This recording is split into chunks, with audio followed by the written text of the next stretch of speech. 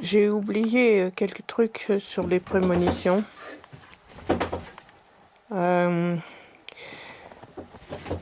Donc j'avais fait un dessin et puis elle m'a retourné avec un dessin. Elle m'a retourné après un dessin aussi. Et c'était le restaurant ne faisait pas le coin, il était juste à côté du coin. C'est-à-dire que j'avais rêvé plutôt que la fille d'une copine, une danseuse, et sa fille aussi est danseuse. J'avais rêvé que sa fille faisait une danse dans un restaurant. Oui, c'est plutôt ça, le rêve. Et j'ignorais tout de Jacqueline. Donc j'avais rêvé que j'étais en compagnie de la fille de Sadia. Sa fille s'appelle Thoureya, c'est son vrai nom.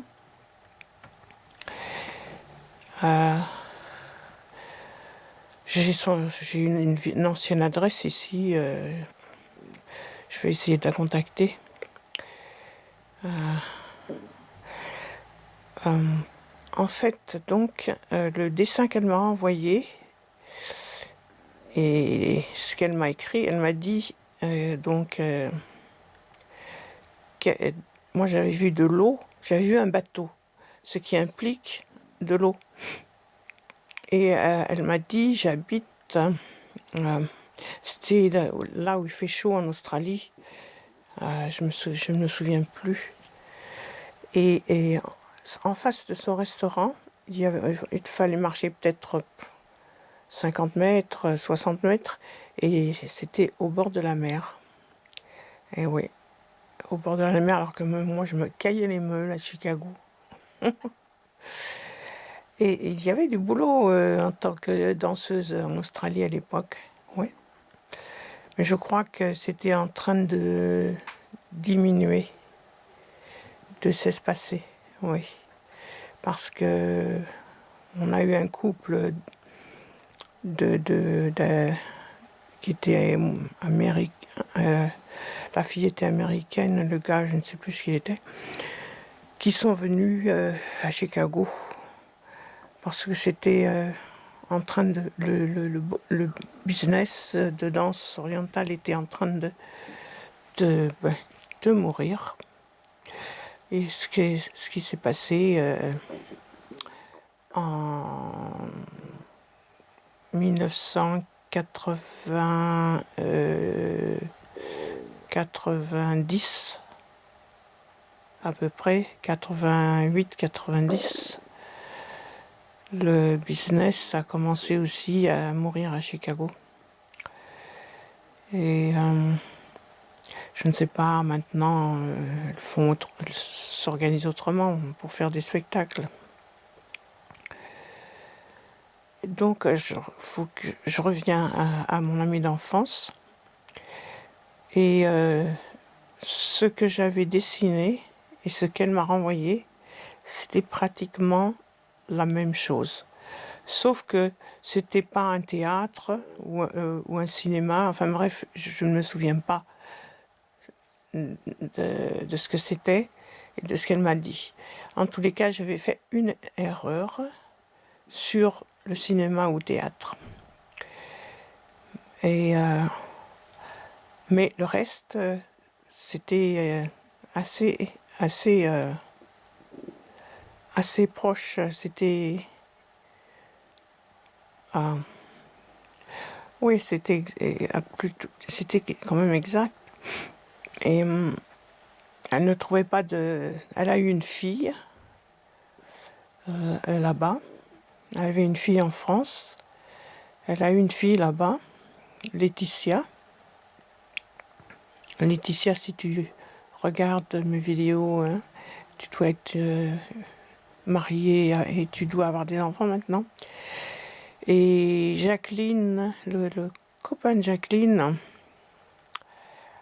elle est mal tombée. C'est pas l'idéal. Oui. Il est parti sur une des îles dont je ne me souviens pas du nom, qui ne sont pas très loin de l'Australie. Et puis il l'a laissée toute seule et elle a dû payer. Il s'est enfui pour ne pas payer les impôts. Elle a dû payer ses impôts. Voilà. Sympa le mec, hein. Ouais. Et après, il l'a appelé pour venir le rejoindre. Je suppose que d'une certaine façon, il l'aimait. Mais il la trompait, il n'était jamais à la maison. C'était un joueur de... Je ne sais pas s'il jouait aux cartes ou je ne sais à quoi. Et puis bien sûr, il perdait tout le temps. Hein. On ne gagne jamais aux courses ou des choses comme ça. Enfin, c'était un turfiste, je crois, où il jouait aux cartes, plutôt. Il jouait aux cartes. Et il n'était jamais là, etc. Bon, enfin bref, elle a fini par le tromper. Et puis, il l'a trouvé chez lui, avec un bel Italien. Bravo, Jacqueline. C'était bien fait pour sa gueule, parce il la trompait, lui, aussi, sans arrêt. Voilà. Alors, eh bien voilà, et malheureusement, Jacqueline a eu un très grave accident de voiture. Elle avait bu, c'était un samedi soir, elle avait bu, et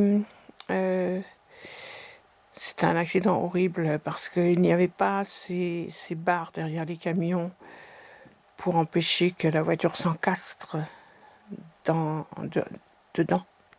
Ça n'y était pas dans cette île-là, dans ces îles. Et elle est décédée. Elle a eu sa voiture, elle avait bu, la voiture est rentrée carrément dans le camion, l'arrière du camion, et elle a eu la tête coupée. Et ça me rappelle un film de Federico Fellini. Et voilà. Et Jacqueline est décédée donc à l'âge de 58-59 ans.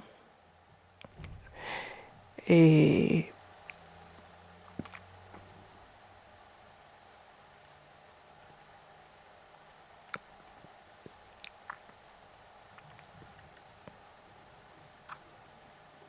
ouais, vous savez,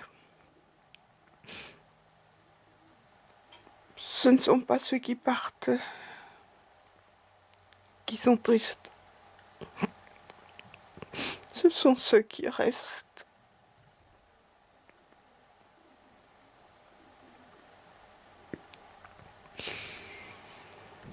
Parce que si vous saviez, je ne peux pas le dire, si vous saviez qui est Dieu, vous ne me croiriez pas.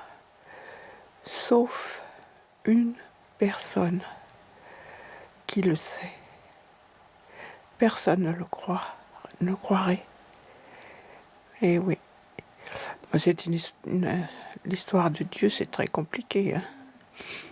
Hein. On sait tout. Notre âme connaît tout. Et nous n'utilisons que 10% du cerveau. Enfin, en parlant du plus intelligent. Hein. Moi, j'utilise quoi 0,001%.